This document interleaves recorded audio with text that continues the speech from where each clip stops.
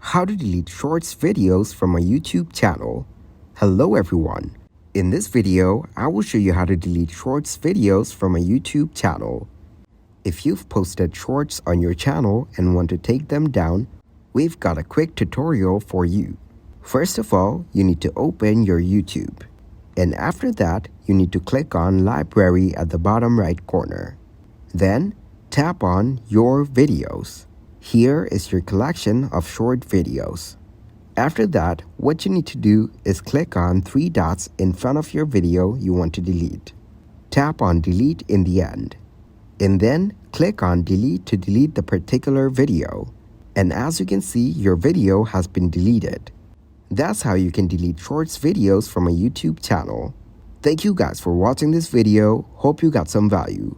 Make sure to like the video and subscribe to the channel to get notified for new videos. See you in the next one.